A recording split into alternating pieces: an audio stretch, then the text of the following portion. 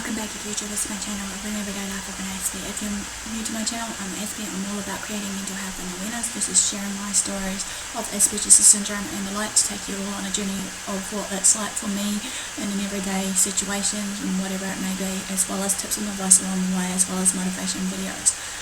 It has come to my attention that I have actually missed out a few bits on my parts of my dyslexia and ADHD and seriously I'm going to, like I said, just try and tidy them up before the end of the month, which hopefully is almost there, of some parts that I'm addressing to you all before those other ones that has come onto my channel. So I humbly apologise. So let's begin this. This one's obviously no brainer after this. This is going to be a bit of a motivational, hopefully, message for you all that are dyslexic or the like. That is called Stop Climbing and Start Swimming, of the hidden advantages of dyslexia. As we know, it is a given that basically, a known fact that people who does have dyslexia or who starts out young, knowing how to learn to read and write or just put it into process and practice in their own accord without knowing that they have dyslexia at this point, basically may be able to apply certain things in their everyday life. They have self-taught themselves and self-read themselves in certain situations of whatever it may be. Sometimes some people that are dyslexic or any other mental health disorders or disabilities, up to the particular person, of course, they will self-teach themselves and self-educate themselves to learn a bit more further in their everyday life. I believe that regardless of what goes on with people that has these different learning disabilities and other mental health disorders, shall we say, that we can live a full and abundant life no matter what it may be. Yes, we may have our everyday struggles and challenges that goes with it, but as I keep saying, as a key reminder, it's what we do with those struggles. Do we just tend to throw in the towel, give up and want to just scream hell and throw everything out of the cot, as so to say?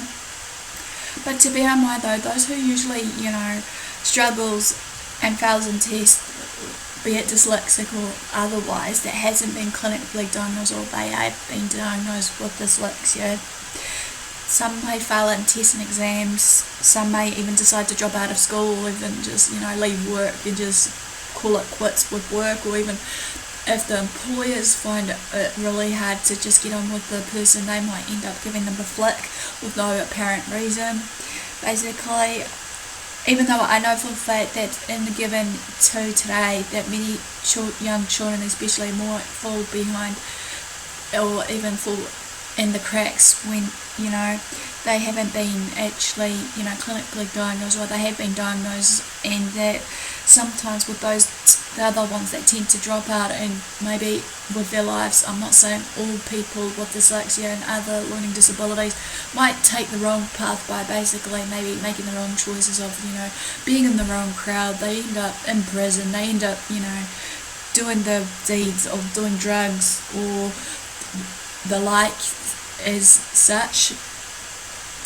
I believe also though there has been a higher rate of school students that do drop out in school, regardless of be it whatever it may be.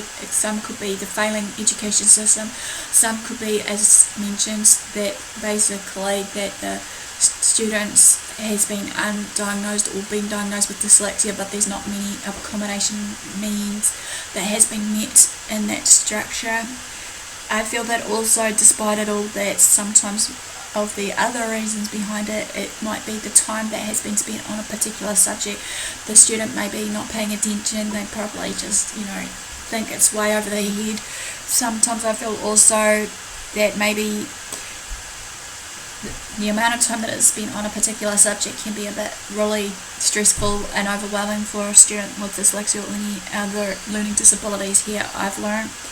Basically, also, I've learned also it could be, the amount of time that is spent on certain students while teaching, as well as giving the one-on-one interaction with the students that needs the extra peer help. But as I've learned also though, no matter what, that, I feel that there needs to be more awareness and understanding about, how to help these students to actually succeed, even though that some may struggle on a daily, and feel alone, isolated, and feel embarrassed to the point of no return, where they may feel that they don't want to ask for help for the shame of what their peers may be thinking of them, of the label mentality. Either they're lazy, they're stupid, they're dumb, they're never going to get ahead in life. And sometimes with some of us that has these learning disabilities or other form of, disorders, we may have that instilled in us, and to the point of all that self-doubt and doubt and negativity just clouds our actual thoughts of how we think about ourselves.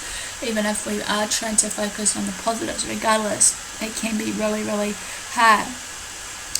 But as I said, for some dyslexics, however, when they are combined with any other difficulties, regardless what it may be, dragging down up there, maybe, I don't know, say, to be honest with you, they may have a lack of interest of that particular subject, they get bored, they'll just tend to be disruptive in class, basically.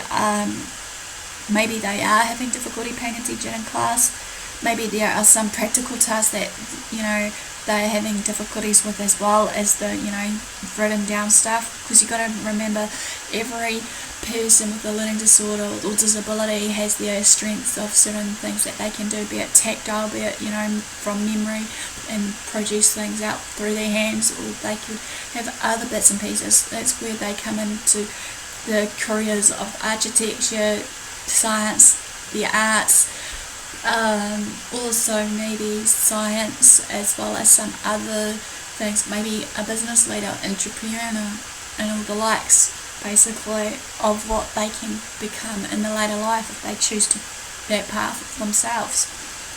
But to bear in mind though, however, they may also have difficulty in reading and writing, but not always, as well as maybe the comprehension behind it, as well as, as I said before, of the common symptoms or signs of dyslexia. Some of them may have trouble just pronouncing certain words, hence for some students they might, have to have extra help, be it through speech therapy maybe, or some other form of tool that may be of value in use.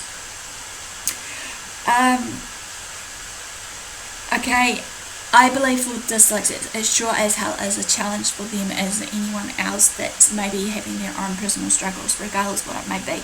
Some may also find it hard to blend in, or what's the word I'm looking for, fit into the crowd, even though maybe there is, like in what I've noticed in my days of school, and I think it will probably still exist ever since today now too, there's sometimes there are certain cliques that you have to try and fit yourself into, be it geeks, nerds versus, bitches, hoes, excuse my terminology, but that's how it was working in my school.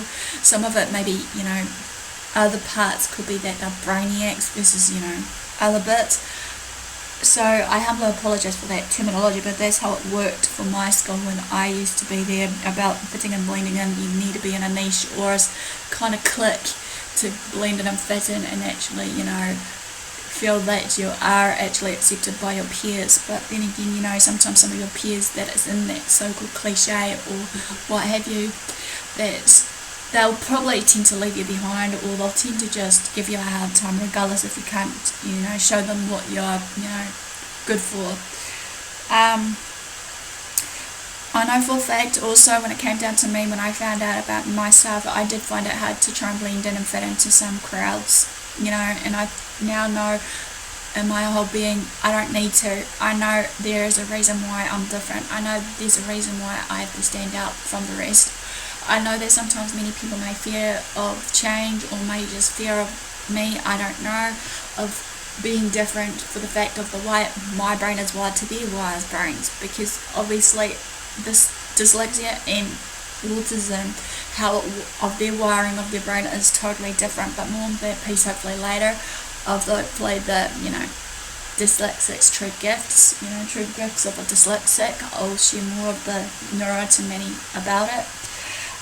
But just to continue on this one though, however, I know for a fact that it doesn't have to be, this way of us being in a certain, fact of blending and fitting into just please everybody. I've learned now also that there will be a time that you won't be able to please everyone. I've learned that the hard way. Obviously, it's tiring work if you do try to please everyone. Believe you me, it does take its toll when you please everyone. And sometimes when you try to, do what you can at that time, thinking that it was the right way to please those particular people in your group or peers, there's sometimes that, it's not always easy, because they might take advantage of you later on. They might, but then again, I believe also that we are here for a reason and purpose, and also that within that reason and purpose we're here to stand out and shine, show out our talents, show out what we've got, share them out to others around us. Hopefully if others are interested in those type talents or cues of what we've got.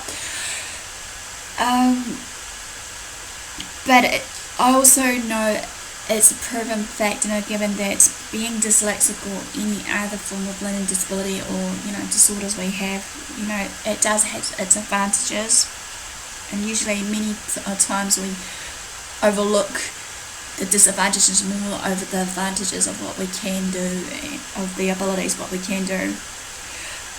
Many people won't realise that they are dyslexic until they are actually, tested, or even someone else knows the classic signs and symptoms of dyslexia and they pin it out to them. I've noticed that in my day and age that like I've shared my life story and what experiences while I've been in schools, different schools time and time again, basically, as well as speech therapy, and that to help me through my learning and that to keep up to date, keep up to speed with all the other students. But as we know, well, as I've learnt basically with my learning, some bits will be taking longer than others of what I have to learn and put into place. Also, my experience in learning in school wasn't an easy one, especially like I knew from day one I was different, how I used to get bullied a lot. I usually kept to myself. I used to basically, mind my own business when the bullies comes around and pick on me. Many people tend to think it's cool to actually, pick on the weak ones, even if they're in a group with themselves and they can't fight for themselves, and sometimes they'll pick the vulnerable ones. Sad to say, but it's true. I've noticed that, especially in my time when I was at school, being different, minding my own business, sitting there quietly, in the classroom, wider classroom during breaks of my lunch break, interval breaks, and that, time and time again, I used to get picked on a lot. And like sometimes I'll just mind my own business, sit under a tree, try to meditate, or just write some poetry down like I used to, write my thoughts down in my diary until those bullies, one particular bully used to give me a hell of a beating by basically ripping up my books, versus basically also one time, which was really horrific. Well, there's two incidences here of my experience when I found out I was different through the bullying. Was also I was thrown in a rubbish bin. I was almost beaten up, but luckily someone stepped in and actually said you shouldn't be fighting a female, even though he was the bully himself. Obviously must have had his own personal issues and struggles, either in the home or even in school or somewhere.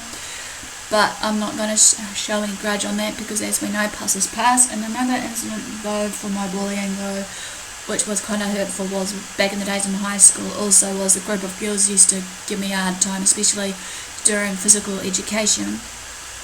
Basically at that time they used to give me a hell of a beating. One of them used to just keep pulling my hair, or put my clothes somewhere where I can't find them, so to speak. That's why I was always the last one in the physical education shed, and the teacher always wondered why I was running late in the next class. But I try not to show my shame and embarrassment regardless of what was going on.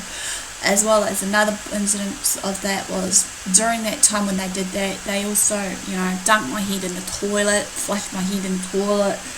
They started prodding me, they started poking me, started asking me questions, some nasty questions which I don't want to entail, but it was kind of a bit of a hell. But luckily I came through it all though, today though, through all that bullying. But anyway, I noticed that although through it all, it can be an amazing feeling that we know we have some advantages of our learning disabilities, regardless what it may be. It's an amazing feeling that most of us may want to have the will to teach ourselves and learn by reading and writing, especially for dyslexia. More about a topic of our own interest maybe, Who knows? And then the teacher will tell us to slow down or wait, as it's not in the curriculum to learn this. You have to wait till a certain age or stage in that, thing. And you get told that maybe you're too well advanced, you're, too experienced, you're too knowledgeable, or whatever other label mentality. I found that in my day that, I've always been a bookworm. I've been interested in books, especially health books and any other books that will tickle my fancy to self-teach myself of everything. And to this day I still do some research, even though I don't have many books now to self-research on, but I do mainly self-researching based on the internet. But cut story short though, I'm always been labelled a bookworm or something like that, but it doesn't worry me. But the problem is, what I feel is though, that, for gifted children, especially being dyslexic or what have you, there should be some extra classes maybe for them, so they don't basically be a distraction to others in class. Even though I know that they're trained to do this, I think reinforce it in some schools here in New Zealand, but I'm not sure if they're still doing it though. There is a lot of things that, I believe needs to be changed, but I'm going to hopefully share more in maybe part 2 of Let's Chat, Have a Chat Live, a bit more on what I was sharing based on education, studying and all that, and the like, maybe in that video of part 2. So keep an eye on the lookout for that. But in further ado, let's continue on to finish this before I run out of time again.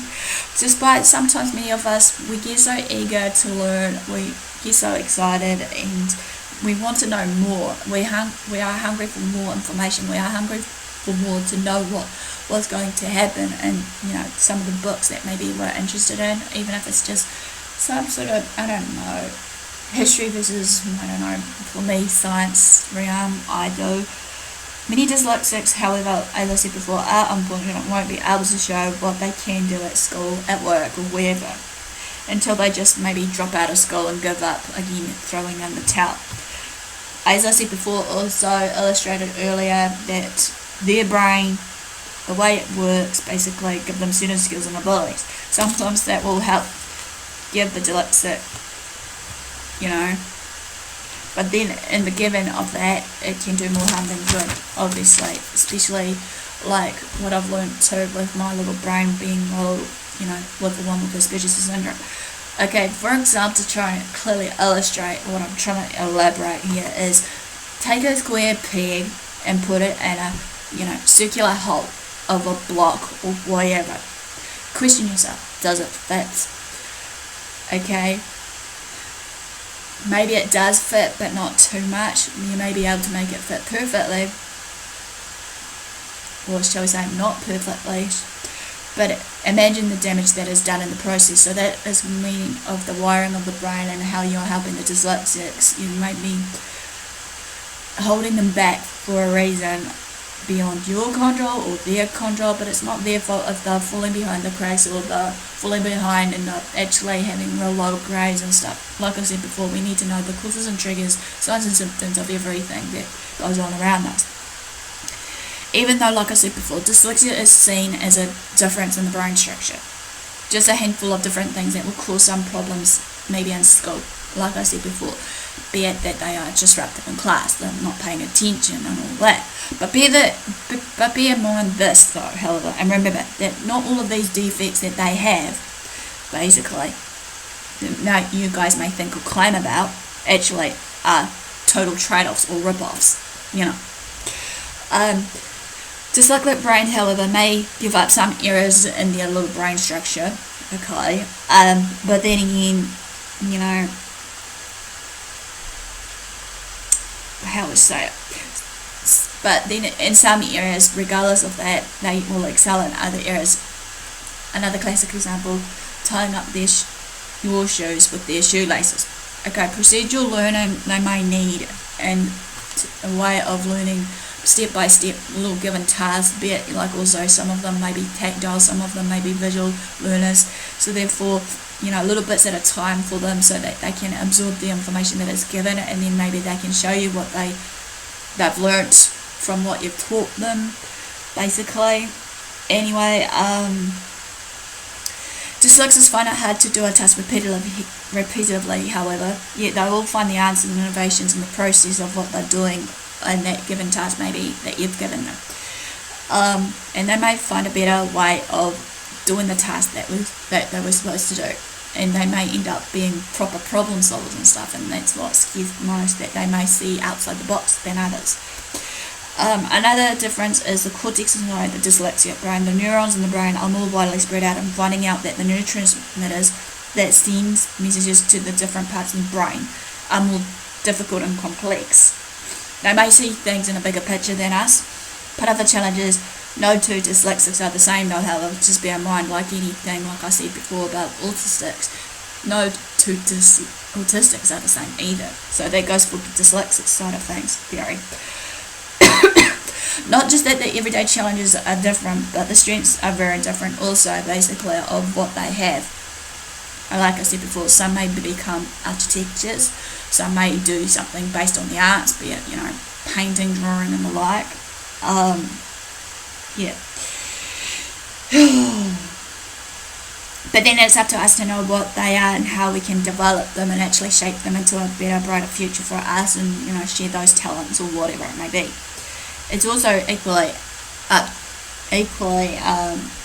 to the teachers, friends, and families to develop those strengths and use them to our advantage. Maybe you're not good at this area of some sort, but maybe then your strength may lie in something else. Maybe, for example, leading and delegating tasks to your particular peers in the group, in the office, or at school.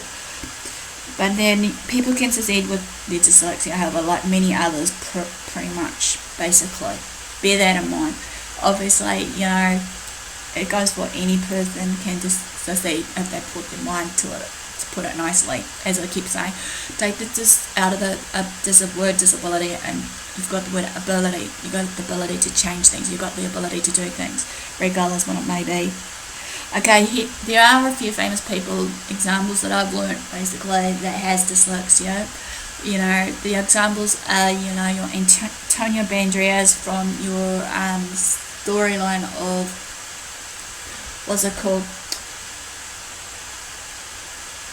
Pirates of the Caribbean and The Mask of Sorrow.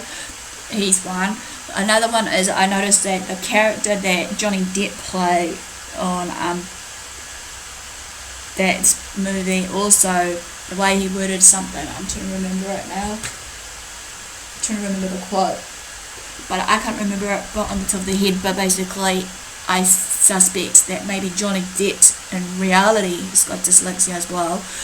I also suspect that also another actor would be, I could be wrong, Keanu Reeves, as well as Keisha Knightley. Another famous person that I can think of that is dyslexic is basically Albert Einstein. I could be wrong. But then, I can't think of any more as classic examples to share with you all, so I humbly apologise. The link to dyslexia, however, and achievement is so strong and is inescapable in all forms, or alternate auditory system, or some form of system. I'm trying to recall from memory what I've researched, to change and adapt to the needs of dyslexics. So something needs to change. In other words, a formal system that is put into place for the system of learning, regardless what it may be. Okay. I challenge for the dyslexics, it's time for them to basically maybe find what they're good at and develop it up and to the needs for themselves. So instead of trying to fit in with everyone else, you can find something that you're good at. There's a sudden cry out for help for some inventions and internships where dyslexics can and may be of help with, but only if we can embrace those differences rather than trying to correct those differences, because many of the times maybe people will try to correct the problem or what have you, and at the end of the day you shouldn't have to.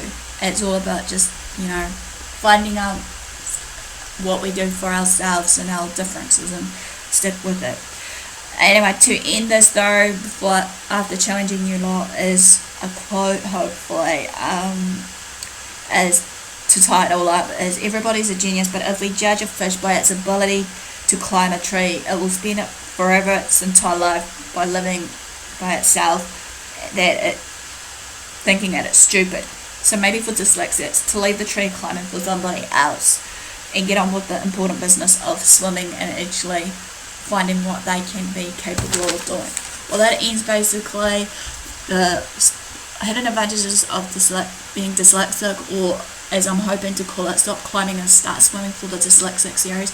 Give me a like for thumbs up for supporting that you're engaging. Comment below if I've missed out anything that you may feel you want to share, or just comment below just to show that you are engaging at me. Feel free, as I said, as that challenge basically for the dyslexics, maybe, to find something that they're good at and actually shine out their talents and skills. I know it's hard for some of us to shine it out regardless of maybe fear of what others may think or what have you. Feel free to subscribe to my channel if you haven't done so. Feel free to, follow me on Twitter, Facebook, AspieAnswersAll. Feel free to also private message me on AspieAnswersAll if need be. Also, just direct message me, hopefully on YouTube. I'll hopefully be around somewhere, if you need me. Feel free to share these videos to family and friends. Do what you love, what you do. Until next time, thanks for your support so far. Thanks for watching. I'll see you all on YouTube soon.